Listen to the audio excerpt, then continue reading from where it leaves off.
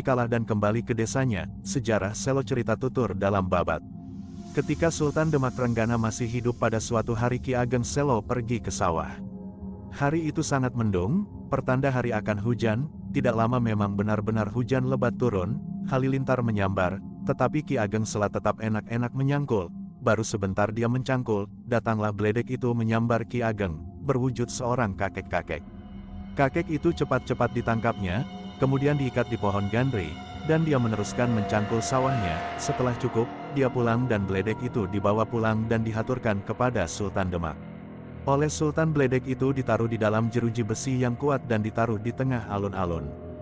Banyak orang yang berdatangan untuk melihat wujud Bledek itu. Ketika itu datanglah seorang nenek-nenek dengan membawa air kendi. Air itu diberikan kepada kakek Bledek dan diminumnya. Setelah minum terdengarlah menggelegar memekakkan telinga. Bersamaan dengan itu lenyaplah kakek dan nenek Bledek tersebut, sedang jeruji besi tempat mengurung kakek Bledek hancur berantakan. Kemudian suatu ketika Ki Ageng nanggap wayang kulit dengan dalang Ki Bicak. Istri Ki Bicak sangat cantik. Ki Ageng jatuh cinta pada Nyai Bicak, maka untuk dapat memperistri Nyai Bicak, Kiai Bicak dibunuhnya. Wayang bende dan Nyai Bicak diambilnya. Bende tersebut kemudian diberi nama Kiai Bicak, yang kemudian menjadi pusaka kerajaan Mataram. Bila bende tersebut dipukul dan suaranya menggema, bertanda perangnya akan menang, tetapi kalau dipukul tidak berbunyi, pertanda perangnya akan kalah. Peristiwa lain lagi pada suatu hari Ki Ageng Selo sedang menggendong anaknya di tengah tanaman walu atau labu di halaman rumahnya. Datanglah orang mengamuk kepadanya. Orang itu dapat dibunuhnya, tetapi dia keserimpet batang labu dan jatuh telentang, sehingga kainnya lepas dan dia menjadi telanjang. Oleh peristiwa tersebut maka Ki Ageng Selo menjatuhkan umpatan, bahwa anak turunnya dilarang menanam labu di halaman rumah memakai kain cinde. Saha lajeng dawahaken prapasa, benjeng ing saturun-turunipun sampun ngantos wonten ingkang nyamping cinde serta nanem labu serta dahar wohipun.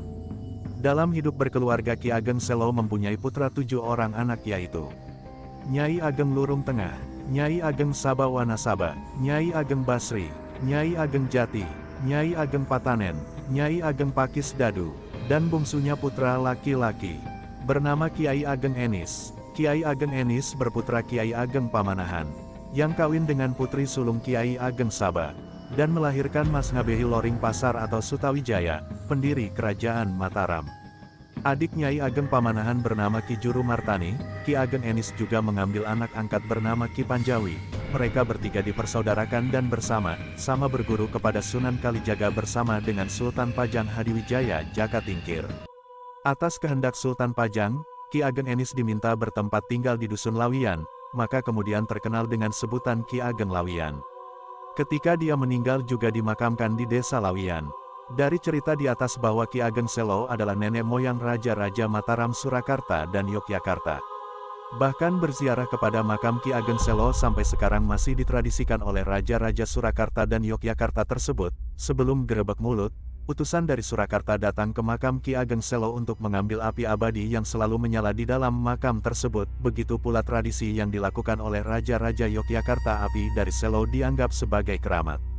Bahkan dikatakan bahwa dahulu pengambilan api dilakukan dengan memakai arak-arakan, agar setiap pangeran juga dapat mengambil api itu dan dinyalakan di tempat berdoa di rumah masing-masing. Api Selo itu sesungguhnya mencerminkan asas kekuasaan bersinar. Bahkan dari serat sejarah dari sumber babat Tanah Jawi mengatakan bahkan kekuasaan sinar itu merupakan lambang kekuasaan raja-raja di dunia.